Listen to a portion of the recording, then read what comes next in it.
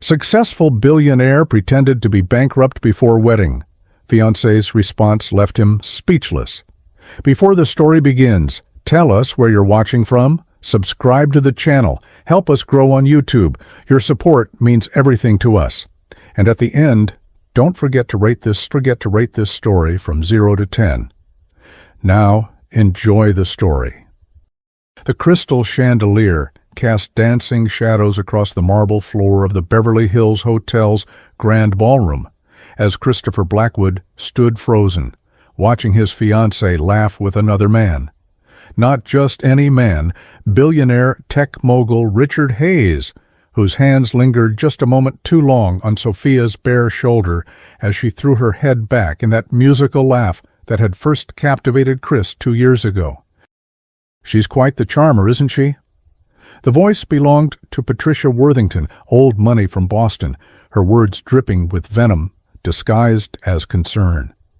I do hope you know what you're getting into, Christopher. Chris forced a smile, his jaw tightening as he watched Sophia's emerald dress shimmer under the lights.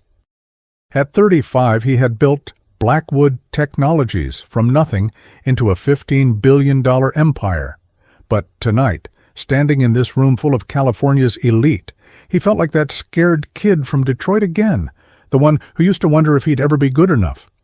What exactly do you mean, Patricia? He asked, though part of him didn't want to know. Patricia's laugh was sharp as broken glass. Oh, darling, surely you've heard the whispers. French architect, mysterious past, shows up at charity galas right around the time you became the most eligible bachelor in Silicon Valley. She paused, sipping her champagne. Some women have a talent for finding men like you. Across the room, Sophia was now deep in conversation with tech entrepreneur David Chen, her hand gesturing elegantly as she spoke. Chris had always admired how easily she connected with people, how her genuine warmth drew others to her like moths to flame. But tonight, Patricia's words poisoned every smile, every laugh, every gentle touch. "Christopher, my boy," boomed a voice behind him. Marcus Sterling, oil tycoon and old family friend, clapped him on the shoulder. "Magnificent event tonight. Your Sophia certainly knows how to work a room." "Work a room?" Chris repeated, the phrase hitting him like a physical blow. Marcus chuckled, oblivious to Chris's growing discomfort. "Smart girl, that one. I've seen plenty of beautiful women in my 70 years, but she's got something special. Knows exactly how to make every man in the room feel like the most important person alive. Quite the skill." As if summoned by his thoughts, Sophia appeared at his side, her face glowing with happiness. At 29, she possessed an effortless elegance that came from somewhere deeper than money or fashion. Her dark hair was swept into a perfect chignon, and those dough-brown eyes that had first captured his heart at a charity auction 2 years ago sparkled with life. "Mon chéri," she said, slipping her arm through his, "I was just speaking with Richard about the new children's hospital project. He's interested in funding 3 additional wings." She looked up at him with such genuine excitement that, for a moment, Chris forgot his doubts. Can you imagine?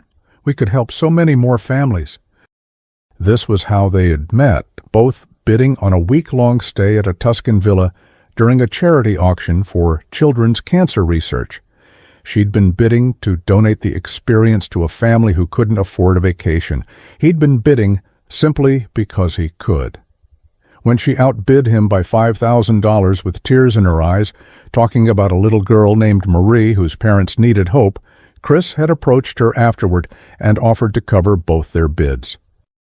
That night, over coffee at a small cafe in West Hollywood, she'd told him about growing up in a small French town, about her dreams of designing spaces that brought joy to children, about losing her mother to the same disease they were fundraising for. By dawn, he was completely, irrevocably in love. Now, watching her excitement about helping others, the doubts felt foolish. But then Marcus Sterling's voice echoed in his mind. "Knows exactly how to make every man in the room feel like the most important person alive." "That's wonderful, darling," Chris managed, his voice sounding hollow even to his own ears. Sophia's smile faltered slightly. "Is everything all right? You seem distant tonight."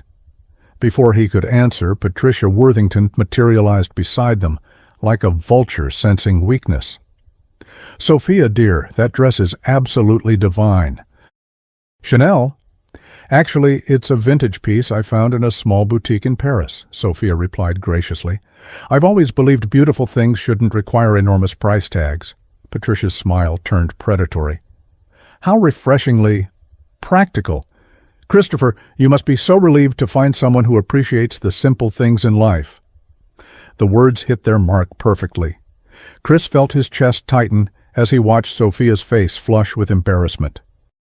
She was too kind to respond with the sharp retort Patricia deserved, instead simply excusing herself to powder her nose. As she walked away, her heels clicking against the marble, Chris noticed other conversations pause, heads turning to follow her movement. Was it admiration in those gazes, or was he finally seeing what others had seen all along, a beautiful woman playing a very calculated game? "Christopher," Patricia's voice was soft now, almost motherly, "I only say these things because I care. You've worked so hard for everything you have. Just be careful. Some people are very good at becoming exactly what wealthy men want them to be." The seed of doubt, planted months ago by careless comments and knowing looks, began to grow into something darker. By the time Sophia returned, her lipstick freshly applied and her smile bright as ever, Christopher Blackwood had made a decision that would change both their lives forever. He was going to test her love, and he already knew exactly how. 3 days later, Christopher sat in his corner office on the 42nd floor of the Blackwood Technologies Tower in downtown Los Angeles, staring at the sprawling city below. The morning sun reflected off the glass buildings, creating a maze of light and shadow that matched the chaos in his mind. His assistant, Elena Rodriguez, knocked on the door. "Mr. Blackwood, your 10 a.m. is here." "Send him in." The man who entered looked nothing like the typical Silicon Valley executive. David Kumar was thin, nervous, with thick glasses, and the pallor of someone who spent most of his time in front of computer screens. But what he lacked in presence, he made up for in genius. He was the best digital reputation specialist money could buy. "Mr. Blackwood," David said, clutching a leather briefcase like a lifeline, "I have to say this is unusual." "Are you absolutely certain about this request?" Christopher leaned back in his chair, his decision crystallizing with each passing moment. "Completely certain. I need you to create a believable corporate scandal, something big enough to justify the complete collapse of Blackwood Technologies." David's hands trembled slightly as he opened his briefcase. "Sir, with respect, what you're asking for could have real consequences. Once information like this hits the financial networks, even if it's fabricated—" "I'm not concerned about the stock price," Christopher interrupted. "I have enough offshore assets to weather any storm. What I need is a crisis convincing enough that someone close to me would believe I've lost everything." The younger man's eyes widened behind his glasses. "This is about personal relationships. That's not your concern." Christopher's voice carried the edge that had made him feared in boardrooms across the country. "Can you do it or not?" David Kumar had built his reputation on discretion and results. Billionaires didn't pay his 7-figure fees to ask questions. They paid him to deliver miracles. "Yes, sir. I can create a paper trail showing massive fraud investigations, frozen assets, pending criminal charges. It would need to look like it developed over months, so I'll backdate everything properly." "How long?" 72 hours, but Mr. Blackwood, once this goes live, it will be very difficult to contain. The financial media will pick it up, your board will panic. "My board works for me," Christopher said coldly, "and I control enough shares to weather any vote of no confidence. Just make sure it's convincing." After David left, Christopher walked to his floor-to-ceiling windows, looking down at the ant-like cars moving through the streets below. In 3 days, he would discover whether the woman he planned to marry loved Christopher Blackwood the man or Christopher Blackwood the billionaire. His phone buzzed with a text from Sophia. "Lunch at our usual place? I found the most beautiful fabric samples for the wedding reception tables. Can't wait to show you." Their usual place was a small Italian bistro in Santa Monica where they'd had their 3rd date. Sophia always insisted on these intimate spots over the Michelin-starred restaurants Christopher could afford. Another point in her favor, or another carefully calculated move. That afternoon, as they sat across from each other in the cozy restaurant, Christopher studied Sophia's face as she excitedly spread fabric samples across the checkered tablecloth. Her eyes sparkled as she described her vision for their wedding reception. Elegant but warm, expensive but not ostentatious. "I thought we could mix these ivory linens with touches of sage green," she said, holding up swatches. "It would complement the garden setting at your Malibu house perfectly. What do you think?" Christopher picked up one of the samples, feeling its texture between his fingers. "It's beautiful. How much would something like this cost?" Sophia blushed slightly. "Well, I found a wholesaler who can give us a good price. For all the tables, probably around $15,000. "I know it seems like a lot, but 15,000? Christopher's voice was sharper than he intended. "For tablecloths." "Chris, it's our wedding," she said softly, her French accent more pronounced when she was emotional. "I want it to be perfect, but if you think it's too much—" He watched her face carefully, looking for any sign of disappointment or calculation. Instead, he saw only concern for his feelings and willingness to compromise. "No, it's fine. 15,000 is nothing." But even as he said it, he wondered, would she still want these expensive linens if she thought he couldn't afford them? That evening, Christopher stood in his walk-in closet in the Malibu mansion, staring at rows of custom suits that cost more than most people's cars. Tomorrow he would need to look the part of a man whose world was crumbling. He selected his oldest suit, a charcoal Armani that was only 2 years old but would have to do. His phone rang. Sophia. "Mon chéri, I was thinking about what you said at lunch, about the tablecloths being expensive." Her voice was hesitant. "I've been looking at alternatives. There's a beautiful vintage lace I found that would cost half as much, and I think it might actually be more elegant." Christopher closed his eyes, feeling a sharp stab of guilt. "Sophia, you don't need to—" "I want to," she interrupted. "Money should never be more important than love, right? Our wedding will be beautiful, regardless of how much we spend." After she hung up, Christopher poured himself 3 fingers of scotch and walked out onto his terrace. The Pacific Ocean stretched endlessly before him, dark waves reflecting the lights of distant ships.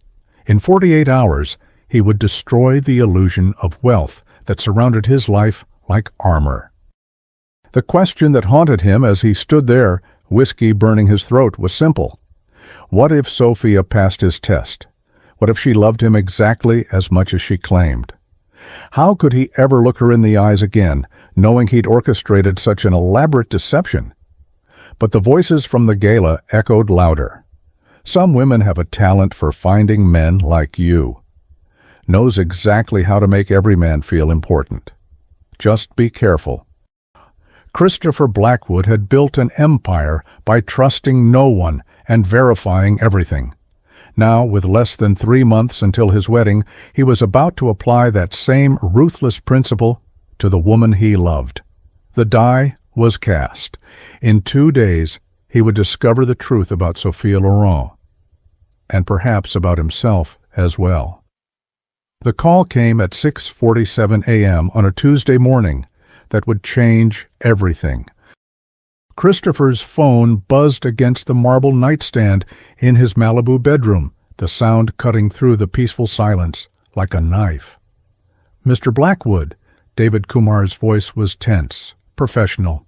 "It's done. The story breaks in 30 minutes across all major financial networks. I've also sent the leaked documents to your personal email, bank statements showing frozen accounts, SEC investigation papers, everything you requested. Christopher sat up in bed, his heart pounding, despite knowing this was all orchestrated. How does it look? Convincing enough to fool anyone who isn't privy to your actual financial structure.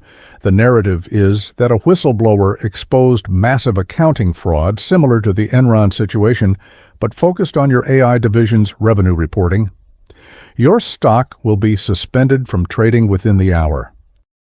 Yes, Through his floor-to-ceiling windows, Christopher could see the first hints of dawn painting the Pacific in shades of pink and gold.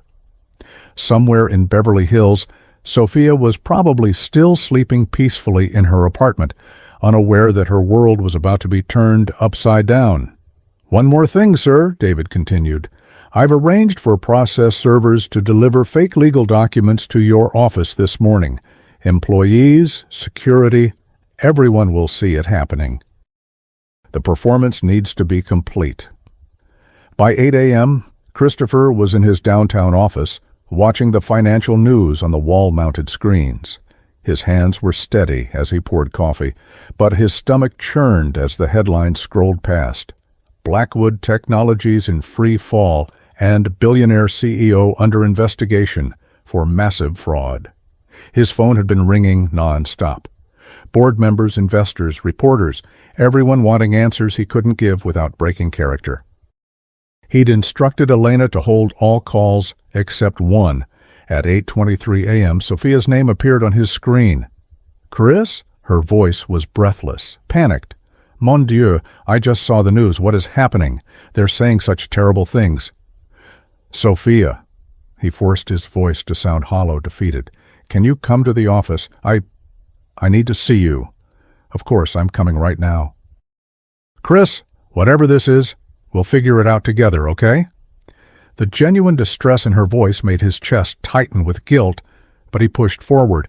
"Just come, please." An hour later, Sophia burst through his office doors like a force of nature.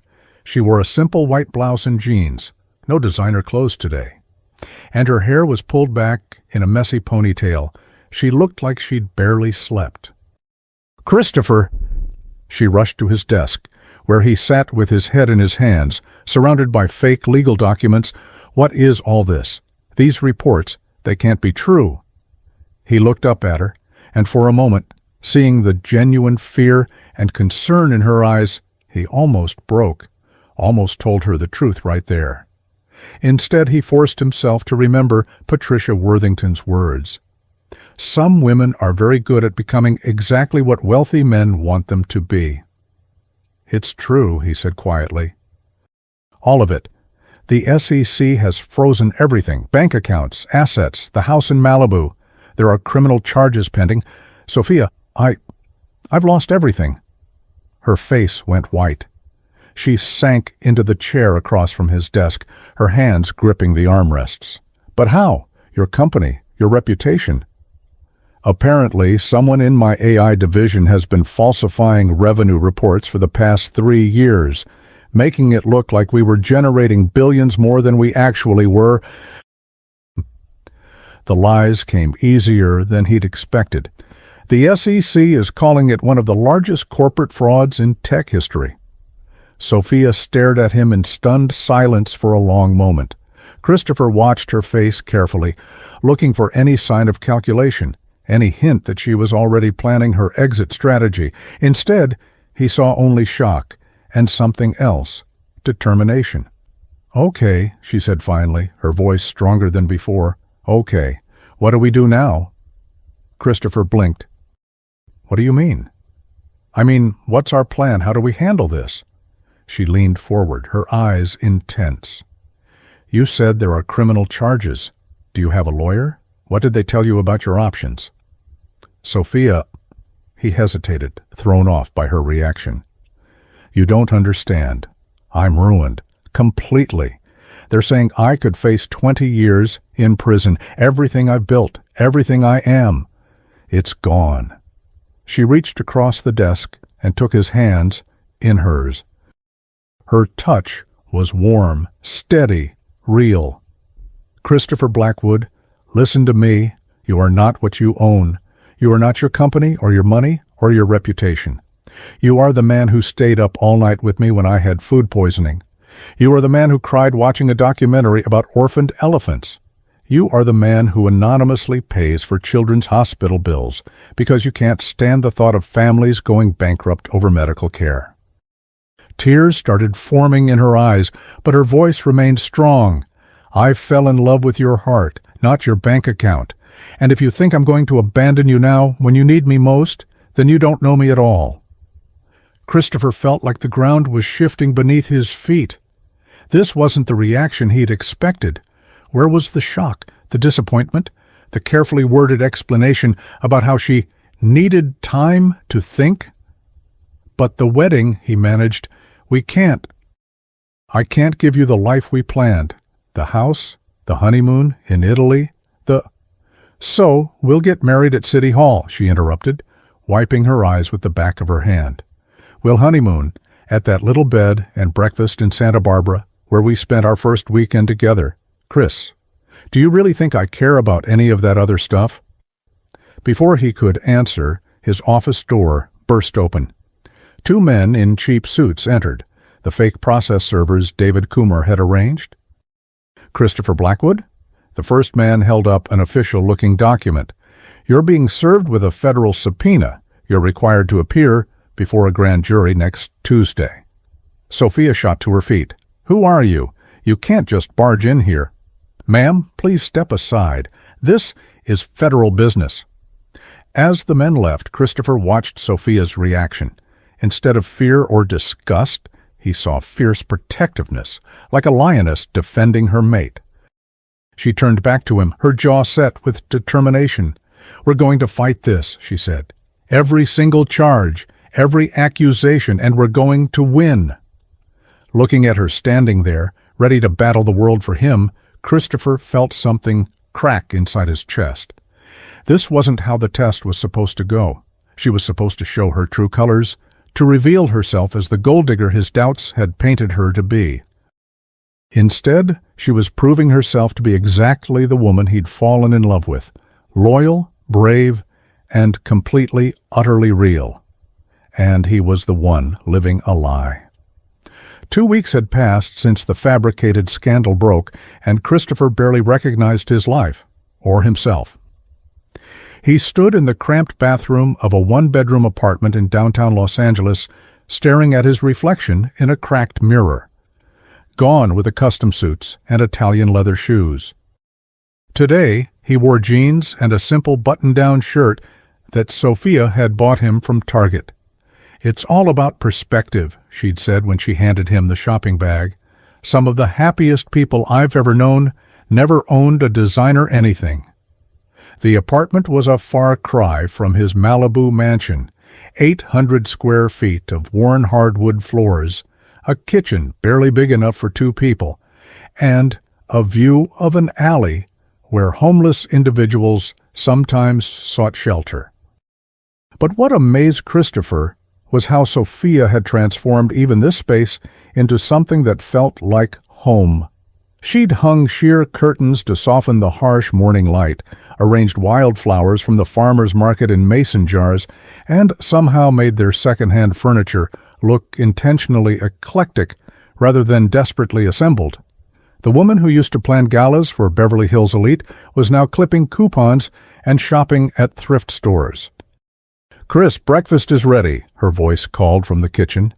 He found her standing over the small stove, her hair tied back with a colorful scarf she'd found at a vintage shop for $3. She was making scrambled eggs and toast, ingredients that cost less than his former morning latte at the Beverly Hills Hotel. "I got the job," she announced, turning to face him with a radiant smile. "Which one?" Christopher asked, though the question made his stomach twist with guilt. In the past 2 weeks, Sophia had interviewed for multiple positions to help support them. Both, actually. The interior design firm downtown wants me 3 days a week, and the evening hostess position at Chez Laurent starts tomorrow night. She paused, noticing his expression. What's wrong? This is good news. Christopher sat down at their small table, a second-hand piece Sophia had painted white to brighten their dim dining area. "Sophia, you shouldn't have to work 2 jobs. You're a licensed architect. You've designed million-dollar homes. And now I'm going to help regular families make their apartments beautiful on a budget," she said, sitting across from him. "Chris, do you know what Mrs. Garcia told me yesterday?" Mrs. Garcia was their elderly neighbor, a widow who lived on Social Security and had welcomed them with homemade tamales their first night in the building. She said she hadn't seen the hallway look so clean in years, not since I started mopping it every few days. Such a small thing, but it made her feel like someone cared about where she lives. Sophia reached across the table and took his hand. "When was the last time your business deals made someone feel that way?" The truth hit him like a physical blow. In all his years of building Blackwood Technologies, of acquiring companies and maximizing profits, he couldn't remember a single moment when his work had brought that kind of simple human joy to anyone. "I found something else yesterday," Sophia continued, pulling an envelope from her purse. "I've been going through my jewelry, deciding what we could sell to help with expenses." Christopher's chest tightened. He knew that jewelry, pieces he'd given her over the past 2 years, along with family heirlooms from her grandmother in France. "Sophia, no, I can't let you—" "Let me?" Her eyebrows shot up, and for a moment he saw a flash of the fire that had first attracted him to her. "Christopher Blackwood, I am not some fragile flower that needs your permission to support our family." Our family. The words hit him harder than any business loss ever could. She opened the envelope and pulled out a receipt.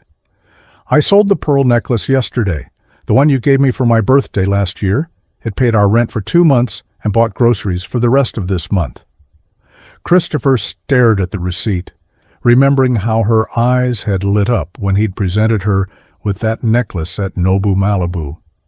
It had cost $30,000, pocket change to him then, but more money than some people made in a year. Those pearls were supposed to be beautiful, and they were, but this is beautiful too. She gestured around their humble apartment. "We're building something real here, Chris, something that can't be taken away by SEC investigations or stock market crashes or any of that other nonsense." That evening, Christopher walked Sophia to her new job at Chez Laurent, a small French bistro in Little Tokyo. It was nothing like the upscale restaurants they used to frequent, but the owner, Philippe, had hired Sophia immediately when he heard her speak French with a perfect Lyon accent. "She reminds me of my daughter," Philippe had told Christopher in broken English. "Good heart, hard worker. You are lucky man." As Christopher watched Sophia tie an apron around her waist and greet the evening customers with genuine warmth, he felt something shift inside him. This wasn't the sophisticated woman who glided through Beverly Hills galas. This was someone earthier, more real, more herself. "Excuse me, are you Chris?" A young man approached him at the small table where he waited. "I'm Miguel. I bust tables here. Sophia told me about you. Man, she talks about you like you hung the moon or something." Christopher looked across the restaurant to where Sophia was taking an order from an elderly couple, her face animated as she helped them navigate the French menu. "What does she say?" he asked. Miguel grinned. "That you're going through a tough time, but that it's just making you both stronger. She says she's never been happier in her life. Crazy, right? Girl loses her rich boyfriend's money and says she's never been happier." After her shift, they walked home through the downtown streets. The area was grittier than Malibu, filled with the sounds of city life, sirens, car horns, music spilling from apartment windows. But Sophia walked with a lightness in her step that Christopher hadn't seen in months. "Philippa wants me to help redesign the restaurant's interior," she said, swinging their joined hands between them. "Not for much money, but he's giving me complete creative control. I'm thinking warm colors, more intimate lighting." "Oh, As she talked about her plans, Christopher realized something that should have terrified him, but instead filled him with a strange peace. He was falling in love with Sophia all over again. Not the polished version who attended charity galas and planned expensive weddings, but this woman who found joy in $3 scarves and took pride in making elderly neighbors feel cared for. The test he'd designed to expose her true nature was backfiring spectacularly. Instead of revealing her as a gold digger, it was showing him exactly who Sophia Loren really was, and forcing him to confront who he'd become over the years. That night, as they lay in their narrow bed in the dark apartment, listening to the sounds of the city outside their window, Sophia curled against his side. "Chris," she whispered. "Yeah? I know this sounds crazy, but I think losing everything might be the best thing that ever happened to us." As he held her in the darkness, Christopher Blackwood realized she might be right, and that scared him more than any business failure ever could. 3 weeks into their new life, Christopher found himself in a place he never expected, truly happy. It was a Thursday morning, and he was sitting in the community garden behind their apartment building, helping Mrs. Garcia plant tomatoes, while Sophia was at her design job downtown. "You know, mijo," Mrs. Garcia said, her weathered hands gently placing seedlings into the soil. "In my 78 years, I've learned that money is like salt in soup. A little makes everything better, but too much ruins the whole pot." Christopher smiled, wiping dirt from his hands. A month ago, he wouldn't have been caught dead with soil under his fingernails. Now he found the physical work oddly satisfying. "My late husband, Roberto, he used to say the same thing," Mrs. Garcia continued. "We never had much, but we had each other. That was enough." She glanced at him knowingly. "You're Sophia. She understands this, no?" "She does," Christopher said quietly. "Better than I ever did." The truth was becoming clearer every day. In this small apartment, without the distractions of wealth and status, he was discovering parts of himself he'd forgotten existed. The man who used to schedule every minute of his day now spent hours talking with neighbors, helping with small repairs around the building, and actually listening when people spoke to him. That afternoon, he walked to Chez Laurent to pick up Sophia after her lunch shift. The restaurant had become his second home. Philippe treated him like family, and the regular customers had begun to know him by name. "Chris," called out Mr. Tanaka, an elderly man who came in every Tuesday and Thursday for the fish special. "Did Sophia tell you about her idea for the walls?" Christopher slid into the booth across from him. Over the past weeks, he'd learned that Mr. Tanaka was a retired teacher who lived alone in a studio apartment nearby. Coming to the restaurant wasn't just about the food, it was about human connection. "She wants to create a photo wall," Mr. Tanaka continued, his eyes bright with excitement. "Pictures of customers' families, their memories. She says it will make the restaurant feel like a real community gathering place." "That sounds like her," Christopher said, and he meant it. This was exactly the kind of thoughtful, people-centered approach that made Sophia special. "You're a lucky man," Mr. Tanaka said seriously. "In my 40 years of teaching, I met thousands of young people. Most chase after things that don't matter. You're Sophia. She understands what's important." When Sophia emerged from the kitchen, her face lit up at seeing Christopher. She was wearing her simple work uniform, black pants and a white blouse, but she looked more beautiful to him than she ever had, in designer gowns. "Mon chéri, perfect timing. Philippe wants to show you something." Philippe appeared with a bottle of wine and 3 glasses. "This," he announced proudly, "is from my vineyard in France. My brother sent it special. We celebrate tonight Sophia's design ideas. They are magnifique."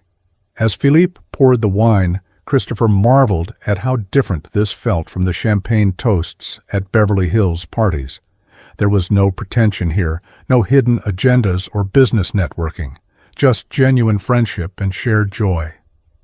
"Chris, you should see what she has planned," Philippe continued, his accent thick with emotion. "She wants to paint a mural on the back wall. Scenes from Lyon, where I grew up. She says it will help me feel less homesick." Christopher looked at Sophia, who was blushing at the praise. "How did you know Philippe was homesick?" "She listens," Philippe answered, before Sophia could speak.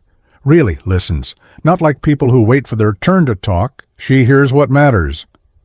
That evening, they walked home through downtown streets as the sun set behind the tall buildings. The area was coming alive with evening energy, food trucks setting up, street musicians tuning their instruments, families gathering in the small parks. "I have something to tell you," Sophia said as they stopped at a crosswalk. "I've been thinking about our wedding." Christopher's stomach clenched. Here it comes, he thought. She's finally going to suggest postponing it. "I want to change everything," she continued. "No big reception, no expensive flowers or fancy venue. I want something real." "What do you mean?" "I want to get married in the community garden behind our building. Mrs. Garcia offered to make her famous tres leche cake. Felipe wants to cater with simple French food, and Miguel said he'd play guitar during the ceremony." Her eyes sparkled with excitement. "We could string lights between the trees, use wild flowers from the farmer's market." Christopher stared at her, speechless. The woman who had spent months planning an elaborate Malibu wedding was now describing something that would cost less than his former monthly wine budget. "But your family in France," he managed. "Your friends, the people you wanted to invite." "The people who matter will be there," she said firmly. "And you know what? I think this will be more beautiful than anything we originally planned. More us." As they climbed the stairs to their apartment, Christopher felt a weight settling in his chest that had nothing to do with the physical exertion. Every day, Sophia proved herself to be exactly the woman he'd fallen in love with, kind, genuine, and completely devoted to him. She wasn't just surviving their reduced circumstances, she was thriving in them, becoming more herself than she'd ever been. The guilt was becoming unbearable.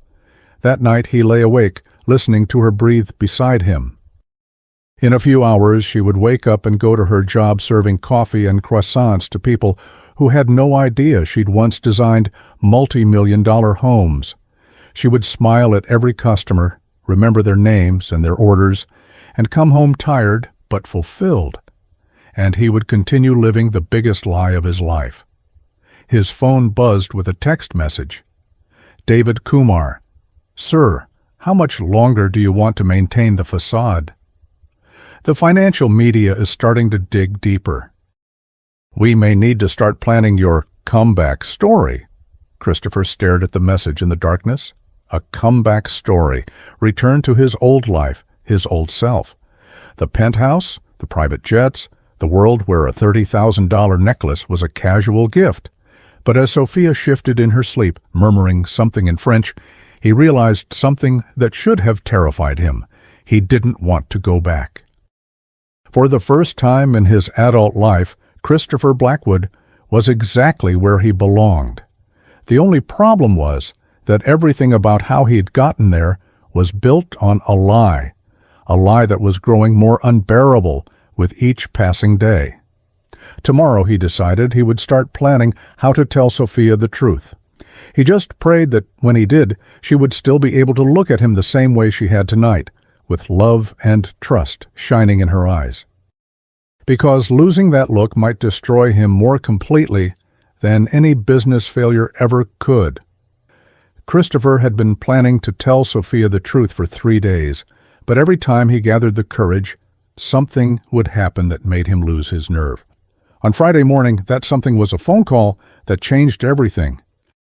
He was alone in the apartment, having coffee and reading job listings on his laptop, maintaining his cover even though he didn't need employment, when Sophia's phone rang on the kitchen counter. She'd forgotten it while rushing to her morning shift at the design firm. The caller ID showed Papa with a French flag emoji. Christopher hesitated. Sophia rarely talked about her family, always deflecting questions about her childhood in France with vague mentions of a small town and simple people. He'd respected her privacy, but now, Looking at the phone, he realized how little he actually knew about the woman he was planning to marry. The phone stopped ringing, then immediately started again. Papa was calling back, which suggested urgency. What if there was an emergency? What if someone was hurt? Against his better judgment, Christopher answered, "Hello, Sophia?" The voice was warm, accented, older. "This is Christopher, Sophia's fiancé," he said in English. She forgot her phone at home. "Is everything all right?" "Ah, Christopher!" The man switched to heavily accented English. "I am Henri Laurent, Sophia's father. Finally, we speak. I have been hoping to meet the man who has captured my daughter's heart." Christopher felt a strange flutter of nervousness. "Mr. Laurent, it's an honor. Sophia has told me so much about you." Henri laughed, a rich sound that reminded Christopher of Sophia's own laugh. "Has she? That is good because she tells us very little about you. Always she says, 'Papa, he is wonderful, he is kind,' but never the details. We worry, you know, that perhaps our Sophia is protecting us from something." "Protecting you?" "She thinks because we are simple people we cannot understand her life in America. But love, mon fils, love is the same everywhere." Simple people. There was that phrase again. Christopher had always assumed Sophia meant middle class, perhaps blue collar, but something in Henri's tone suggested something different. "Mr. Laurent, I'm sorry, but I should probably have Sophia call you back when she—" No, this is perfect. I call because we have wonderful news. The harvest this year, it is the best in 20 years. We finally have enough money to come to America for the wedding." Christopher's blood ran cold. "The harvest?" "Oui. Our vineyard, she produces the most beautiful grapes this season. We can afford the airplane tickets now. Sophia, she will be so surprised. For years, she sends us money so we can keep the land, but this year, finally, we can give back." The world seemed to tilt sideways. Vineyard, sending money, keep the land. "Mr. Laurent," Christopher said carefully, "can you tell me more about your vineyard?" "Ah, you want to know about the family business. Good. We have 20 acres in Beaujolais passed down from my grandfather. Small operation, you understand. We make perhaps 500 cases a year. Nothing fancy, but honest wine from honest grapes." Christopher sank into a chair, his mind reeling. "And Sophia helps support the vineyard?" "Every month she sends what she can." "Never much, maybe 500, sometimes 1,000 American dollars, but it keeps us going. She thinks we don't know how hard she works for this money, but a father knows. Even when she was studying architecture in Paris, living on bread and cheese, she would send what little she had." The pieces were falling into place with devastating clarity. Christopher thought about Sophia's modest apartment in Beverly Hills, her careful attention to expenses, her genuine joy at finding vintage dresses and thrift store treasures. He'd assumed it was an affectation, a way to seem more relatable. Now he understood. It was necessity. "She never told you?" Henri continued, and Christopher could hear the concern in his voice. "Perhaps she is embarrassed. Young people, they sometimes think their parents' struggles reflect poorly on them. But we are proud of our life, modest as it is." "No, she's mentioned the vineyard," Christopher lied, his throat tight. "I think she wanted it to be a surprise." "Bon! Then you understand why this harvest is so important. For the first time in years, we won't need her help. We can even contribute to the wedding. Marie, that's my wife. She is already planning what food to bring, traditional dishes from our region." Christopher closed his eyes, remembering Sophia's excitement about their simple garden wedding. Mrs. Garcia's cake, Philippe's catering, wildflowers from the farmer's market. She wasn't choosing simplicity because they were poor. She was choosing it because it was who she truly was. "Christopher, you are still there?" "Yes, sorry, I was just thinking about how happy this will make Sophia. She is good girl, our Sophia, too giving sometimes. She thinks everyone needs her help more than she needs her own happiness. You take care of her, oui?" "I will," Christopher whispered, though the words felt like ash in his mouth. After hanging up, he sat in their small apartment, seeing it with completely new eyes. The second-hand furniture wasn't a temporary inconvenience for Sophia. It was familiar. The careful budgeting, the joy in small pleasures, the genuine connections with working-class neighbors. This was her world, the one she'd grown up in and never really left. Christopher thought about their first meeting at the charity auction. She hadn't been trying to impress wealthy donors by outbidding him. She'd been stretching every dollar she had to help a sick child, the same way she stretched every dollar to help her parents keep their family vineyard. His phone buzzed with a text from David Kumar. "Sir, stock recovery plan is ready for implementation. When would you like to begin your financial rehabilitation?" Christopher stared at the message, then deleted it without responding. At noon, he walked to the design firm where Sophia worked, needing to see her with this new understanding. Through the window, he watched her presenting ideas to a young couple who looked like they were stretching their budget for their first home. Sophia's face was animated, excited, as she showed them how to achieve their dream look for half the cost they'd expected. This wasn't charity work or slumming it for her. This was passion. When she emerged from the building, her face lit up at seeing him. "Chris, what a wonderful surprise! What brings you downtown?" "I wanted to see you," he said simply. "Your father called." Her expression shifted to concern. "Papa? Is everything all right?" "Oh, no, I forgot my phone. Everything's fine." "Great, actually. He wanted to tell you about the harvest." Sophia's face transformed, a mixture of joy and relief washing over her features. The harvest was good this year, the best in 20 years according to him. He says they can afford to come to the wedding. Tears sprang to her eyes. "Really? Papa and Mama can come?" She threw her arms around him right there on the sidewalk, not caring who saw. "Chris, this is the best news. You'll finally get to meet them, and they'll see how wonderful you are." As he held her, breathing in the scent of her simple shampoo, Christopher felt something break inside his chest. Here was a woman who had spent years sending money to her struggling parents while living modestly herself, who had never once mentioned her sacrifices or tried to use them to make herself seem more noble. She pulled back to look at him, her eyes still bright with tears. "Did Papa tell you about the vineyard? I know I should have mentioned it before, but I didn't want you to think... your business world is so different from..." "From what?" he asked gently.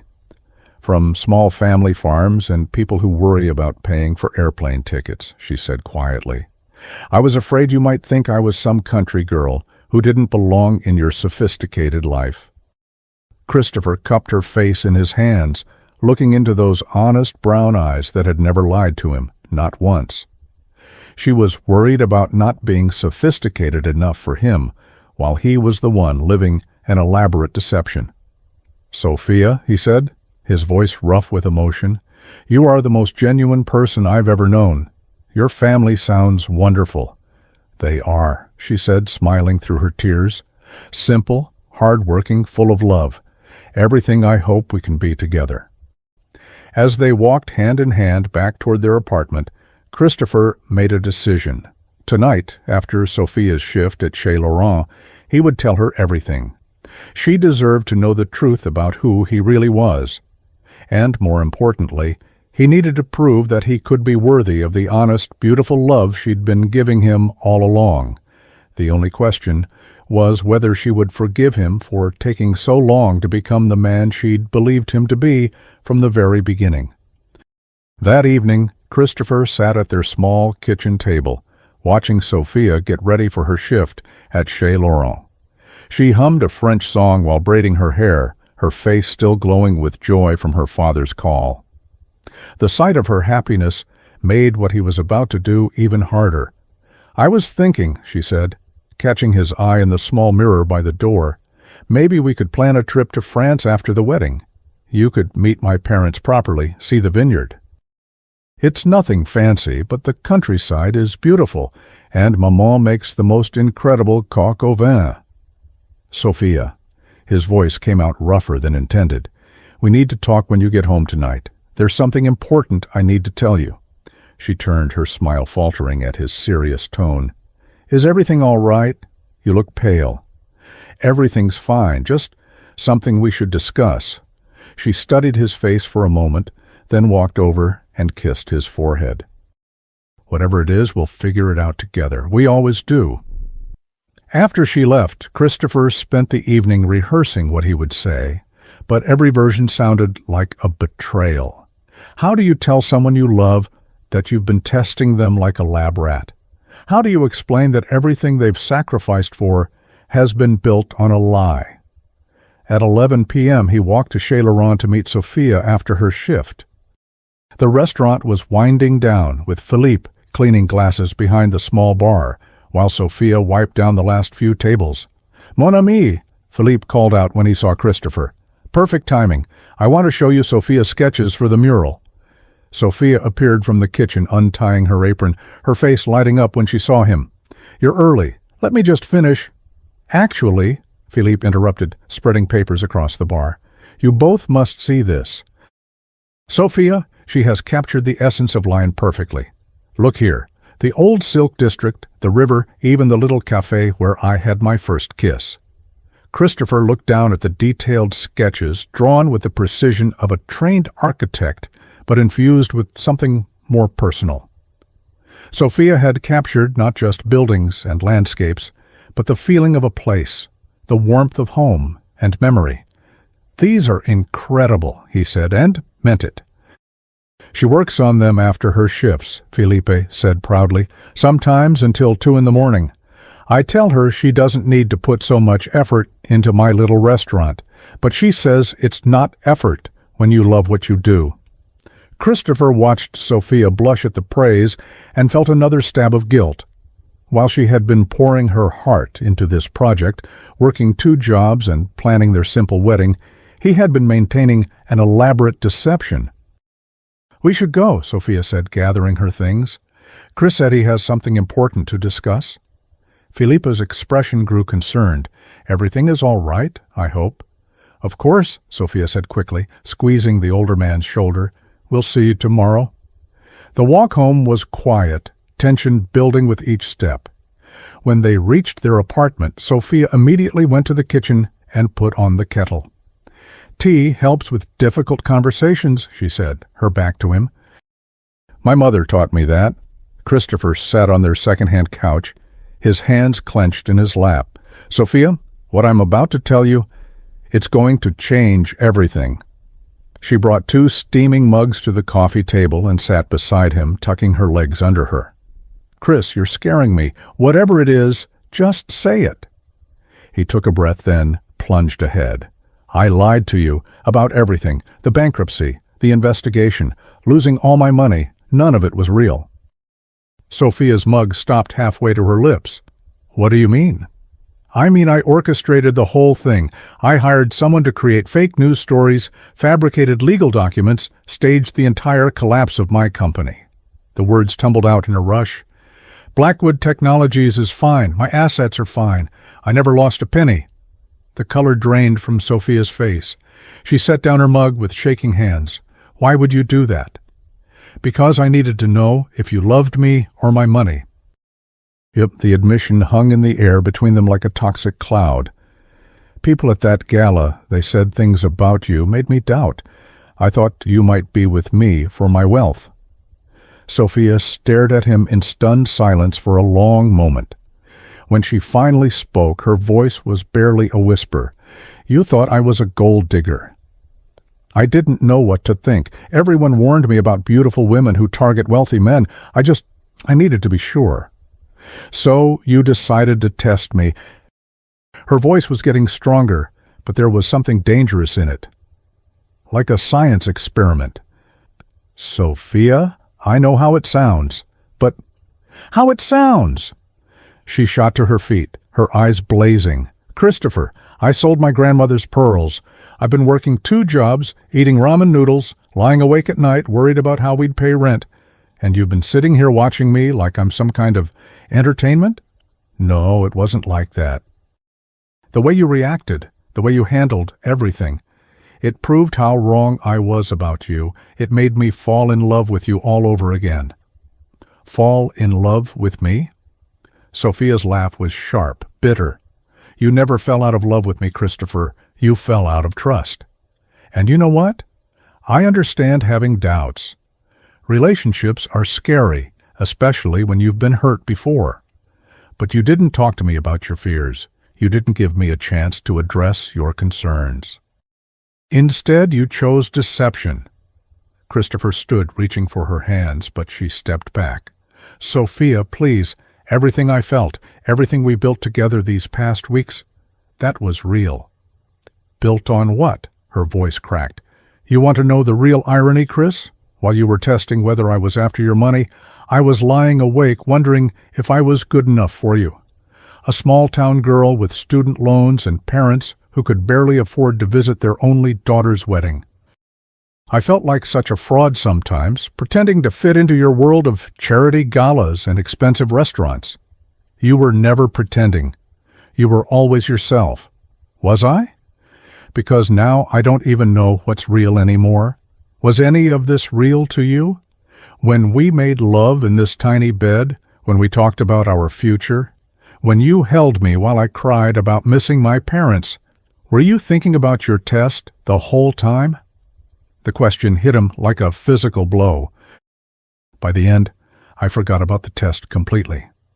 All I could think about was how wrong I'd been, how incredible you are, how much I didn't deserve you. Tears were streaming down her face now. The man I fell in love with was honest, vulnerable, someone who would rather work in a community garden than sit in a boardroom. But that man doesn't exist, does he? He was just another lie. "He does exist," Christopher said desperately. "These past weeks, I discovered parts of myself I'd forgotten. Being with you, living this life, it showed me who I could be. Who you could be when you're pretending to be poor." Sophia wiped her eyes with the back of her hand. "What happens when you go back to your mansion and your private jets? Will you still want to plant tomatoes with Mrs. Garcia?" The question hung in the air because Christopher didn't have an answer. He hadn't thought that far ahead. Sophia walked to their bedroom and emerged with a small suitcase. "I need time to think. I'm going to stay with my friend Claire for a few days." "Sophia, please don't leave. We can work through this." She paused at the door, her hand on the handle. "You know what the worst part is? I passed your test. I proved my love was real. But your deception proved something too, that you don't trust me and you don't trust yourself. And I don't know how to love someone who doesn't believe they're worthy of being loved honestly." After she left, Christopher sat alone in their small apartment, surrounded by the life they'd built together. Sophia's sketches for the restaurant mural were spread across the table. The wildflowers she'd arranged in mason jars were beginning to wilt. Her coffee mug still sat on the table, half full and growing cold. For the first time since he'd started this elaborate deception, Christopher Blackwood understood exactly what he had lost. And it wasn't money or reputation or business success. It was the only real thing he'd ever had. 3 days passed in agonizing silence. Christopher hadn't heard from Sophia, and every attempt to contact her had gone unanswered. He'd called Claire's number, which he'd found in Sophia's address book, but she told him curtly that Sophia needed space and hung up. The apartment felt like a mausoleum. Without Sophia's warmth and energy, it revealed itself for what it truly was, a cramped, shabby space that had only been transformed into a home by her presence. Christopher found himself staring at her abandoned sketches, her half-finished book on the nightstand, the coffee cup she'd left behind that first morning. On Thursday, he received a text from David Kumar. "Sir, ready to execute the recovery plan whenever you give the word. The board is getting anxious about the extended silence." Christopher deleted the message without responding, just as he had the previous dozen. That afternoon, he found himself walking to Chez Laurent. He told himself he was just passing by, but the truth was, he hoped to find some trace of Sophia there, some connection to the life they'd shared. Philippe looked up from polishing wine glasses as Christopher entered. The older man's usually warm expression was notably cooler. "Christopher," Philippe said simply, "I wondered when you would come." Is she? "She is not here. She called yesterday to say she cannot work for a while. Personal reasons." Philippe's accent seemed thicker when he was angry. "She was crying, you know. Our Sophia, she does not cry easily." Christopher slumped into a booth, the weight of guilt crushing down on him. "She told you?" "She told me enough." Philippe abandoned his glass polishing and sat across from him. "You want to know what I think? I think you are a fool." "I know I am." "More." "No, you do not understand the kind of fool you are." Filippo's eyes blazed with protective fury. "You think you are a fool for lying to her, but the real foolishness is this. You had something pure, something real, and you threw it away because you could not believe you deserved it." Christopher looked up, startled by the insight. In France, we have a saying, "Il faut se méfier de l'eau qui dort." Beware of still water. You know what this means? Sometimes the quietest people hide the deepest currents. But with Sophia, what you see is what you get. She is transparent like mountain spring water, and you treated this gift like it was poison. I made a mistake. You made a choice, Philippe corrected sharply. Every day for weeks, you chose to continue the lie. When she sold her jewelry, when she took 2 jobs, when she cried with happiness about making this place beautiful, you chose deception. The words hit like physical blows because they were true. "I fell in love with her again," Christopher said quietly. "Living that life with her, seeing who she really was, I realized I'd never truly known her before." "And she fell in love with who you pretended to be," Felipe replied. "The man who helped Mrs. Garcia in the garden, the man who listened to Mr. Tanaka's stories, the man who cared more about her happiness than his own comfort. Tell me, Christopher, was that man real or just another performance?" Christopher opened his mouth to answer, then closed it. The question cut to the heart of everything. "I don't know," he admitted, finally. Philippe nodded slowly. "Then that is your answer. You cannot love someone honestly until you know who you are honestly." That evening, Christopher sat in the community garden behind their building, staring at the tomato plants he and Mrs. Garcia had planted. The older woman approached slowly, her arthritis making her steps careful. "She's not coming back, is she?" Mrs. Garcia asked, settling beside him on the small bench they'd built together. "I don't think so." "Want to tell an old woman what happened?" Christopher found himself pouring out the entire story, the test, the lies, Sophia's reaction, everything. Mrs. Garcia listened without judgment, occasionally nodding or making small sounds of understanding. "My Roberto used to say that trust is like a garden," she said when he finished. "You can plant seeds, tend them carefully, watch them grow, but once you burn it down, you're not just replanting, you're starting over in ashes." "So there's no hope?"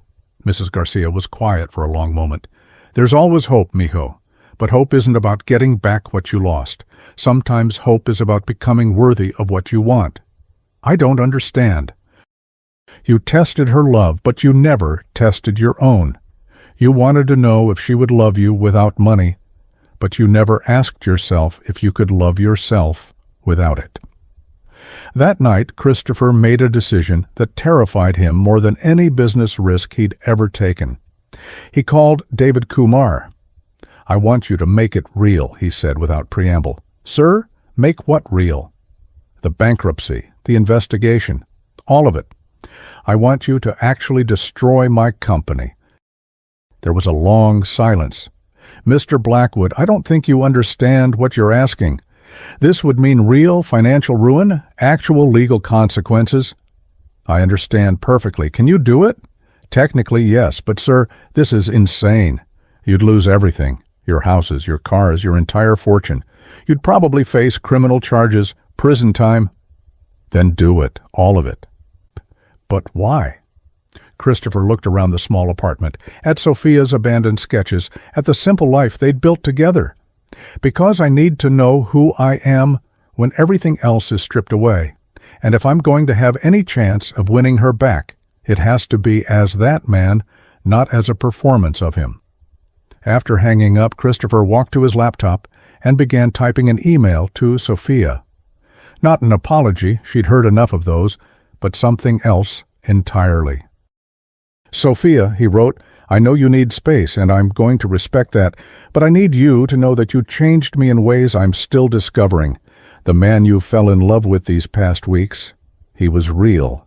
The problem is, I don't know if he can exist in my old world surrounded by the wealth and privilege that corrupted my judgment in the first place. So I'm going to find out. I'm making the bankruptcy real, all of it. I'm going to lose everything I thought defined me, and then I'm going to discover who Christopher Blackwood really is when money is no longer part of the equation. I'm not doing this to win you back. I understand I may have lost that chance forever. I'm doing this because you helped me see that the man I was before we met wasn't worthy of your love. Maybe the man I become after losing everything will be. Whatever happens, thank you for showing me what love looks like when it's real. I just wish I'd been brave enough to give you the same gift. All my love, Chris. He sent the email before he could lose his nerve, then sat back and waited for his world to end.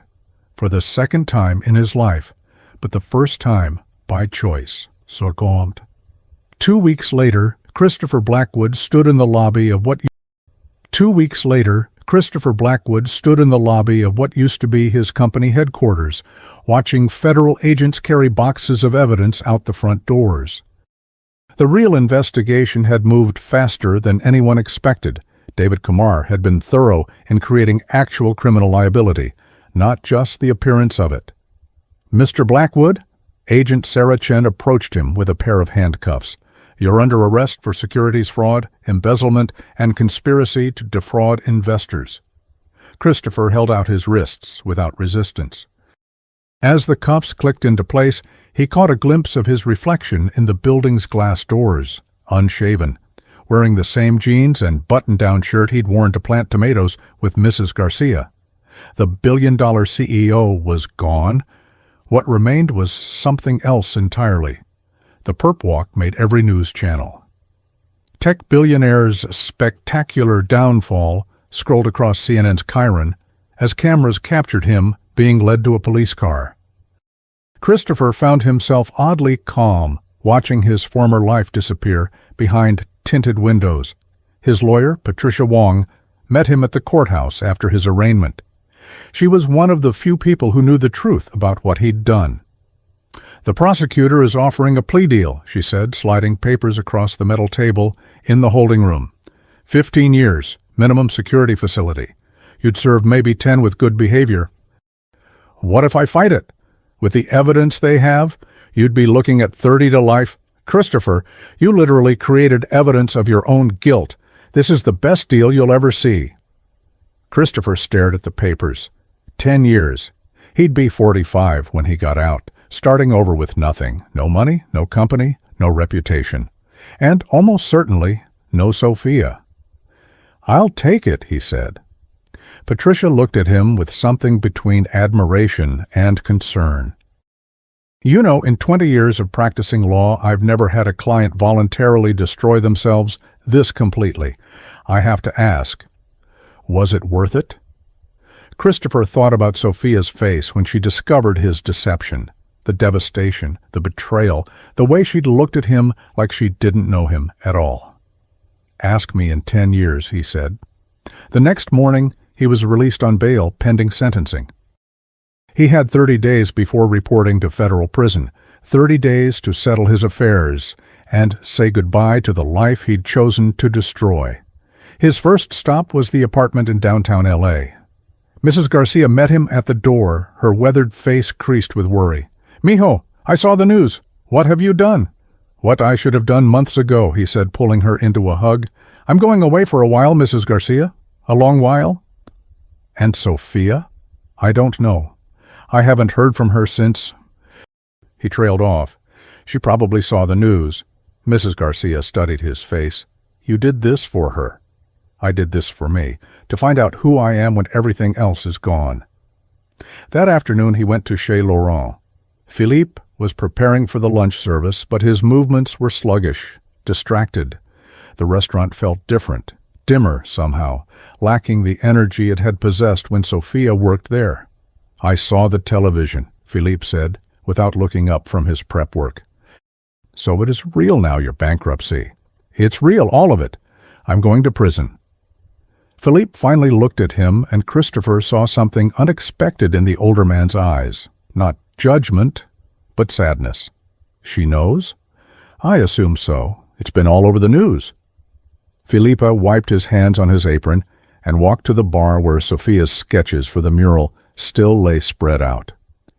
She came by yesterday, before the news broke. She was asking about you. Christopher's heart lurched. What did she say?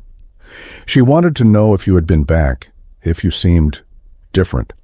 I told her the truth, that you looked like a man who had finally stopped running from himself. Did she say anything else?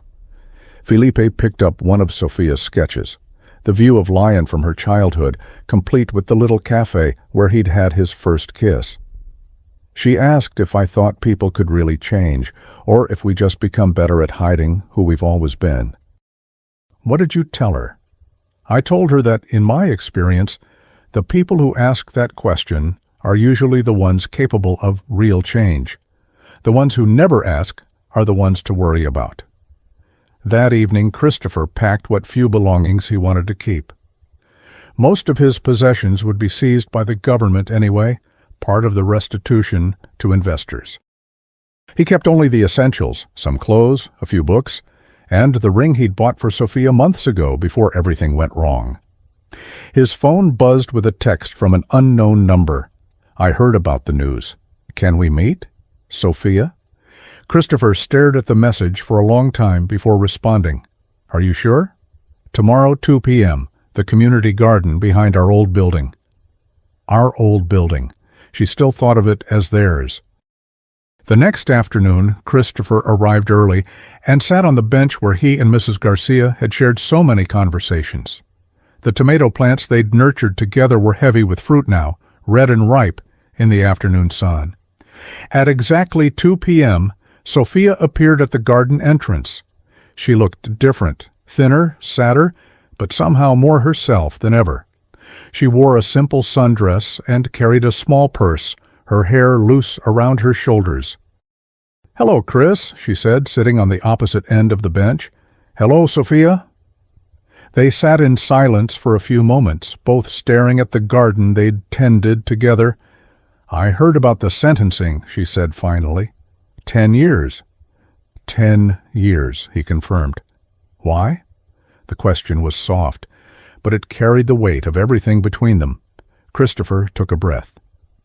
Because I needed to know who I am when I have nothing left to hide behind.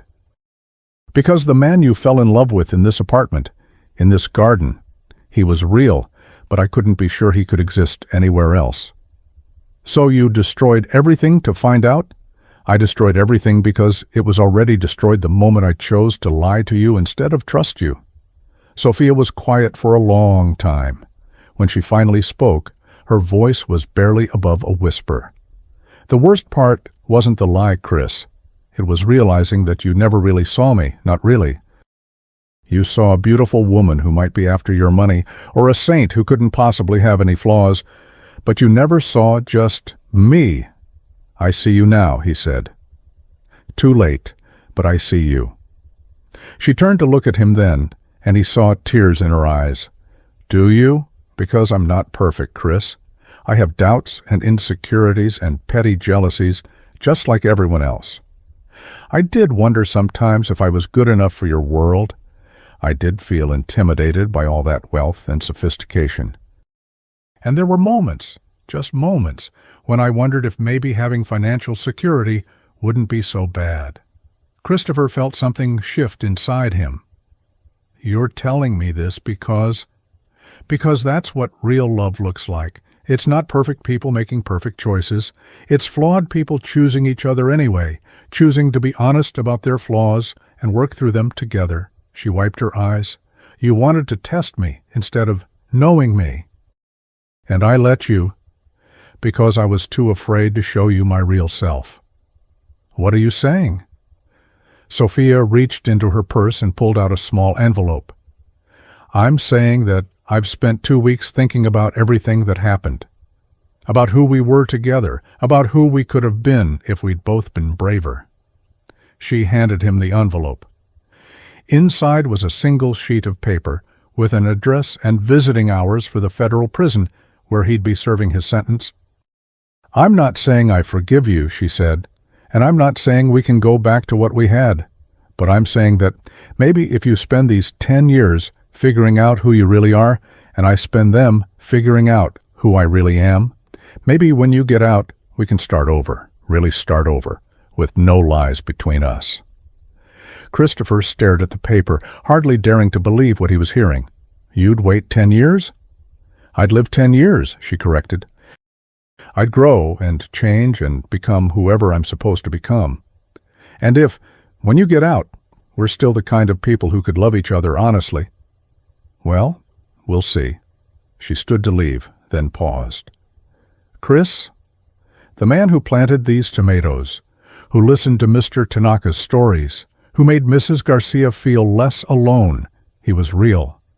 Don't let prison take him away from you. After she left, Christopher sat alone in the garden as the sun set, behind the downtown buildings. In 3 weeks, he would begin serving a 10-year sentence for crimes he'd committed against himself as much as anyone else. But for the first time since this whole nightmare, 8 years later, the visiting room at Federal Correctional Institution Lompoc had become as familiar to Sophia as her own living room.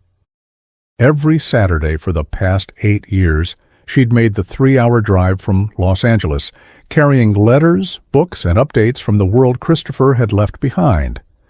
Today was different. Today, Christopher would be released in 2 weeks. You look nervous, Christopher observed, as Sophia settled into the plastic chair across from him. At 43, prison had changed him in ways both visible and invisible. He was leaner, his hair showing gray at the temples, but his eyes held a clarity that hadn't been there before. I am nervous, Sophia admitted. It's strange, isn't it? I've been preparing for this day for years, but now that it's here... You're wondering if we'll still know each other, Christopher finished. I wonder the same thing. Over the years, their relationship had evolved into something entirely new.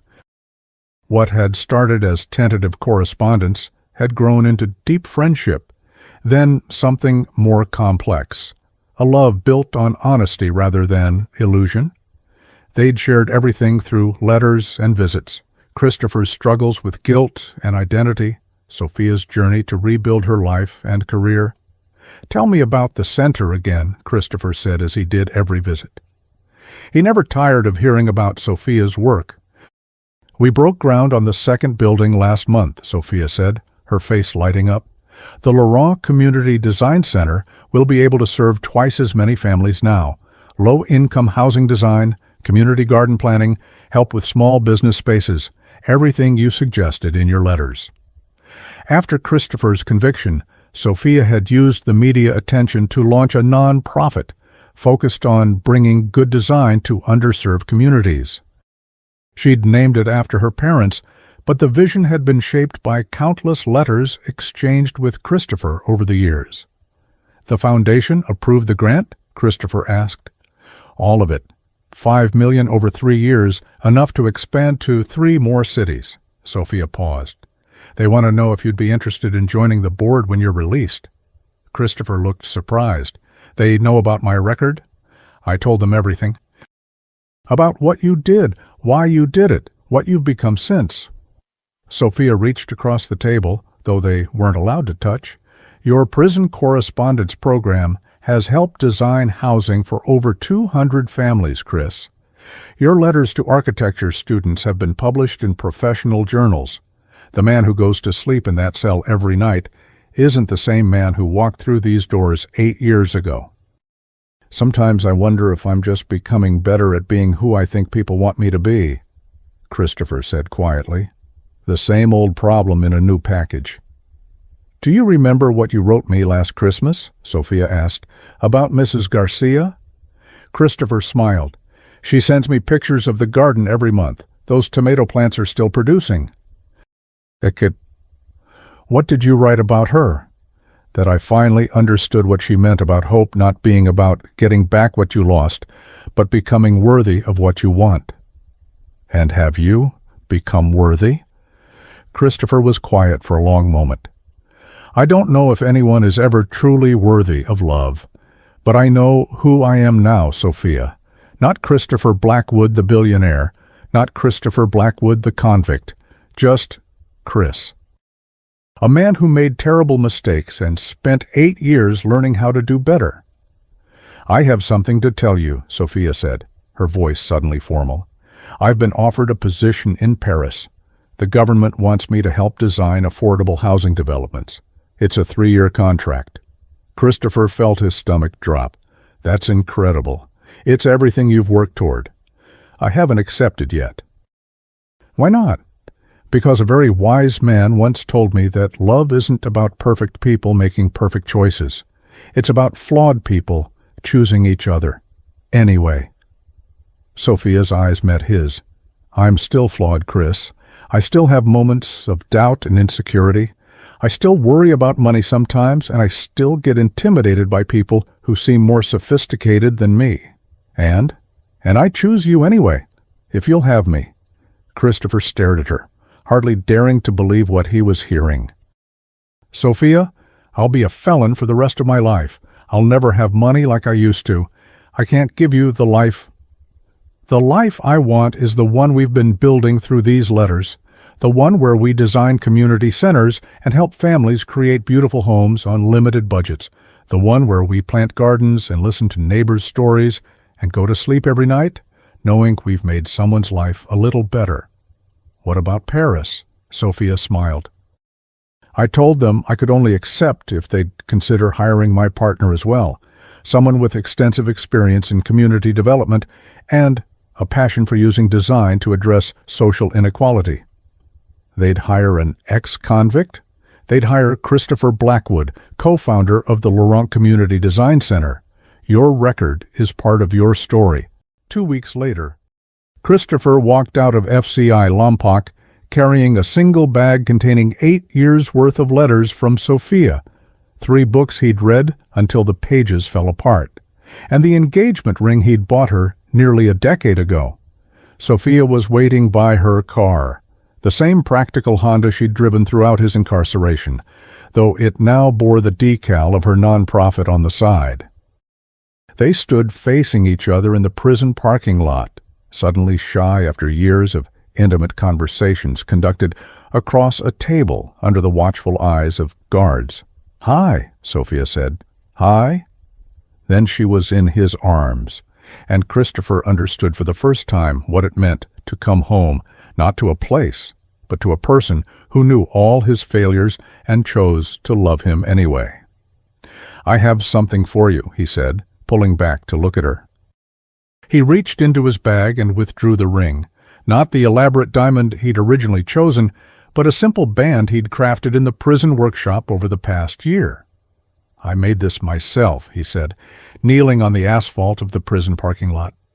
"It's not worth much in dollars, but it represents something I couldn't give you before, the promise of a man who knows exactly who he is." Tears streamed down Sophia's face as she looked at the ring, rough around the edges, but made with obvious care. "Sophia Laurent," Christopher continued, "will you marry me? Not for my money or my status or anything I can give you, except my honest heart and a promise to build a life worth living together?" "Yes," she whispered, then louder, "Yes, of course, yes."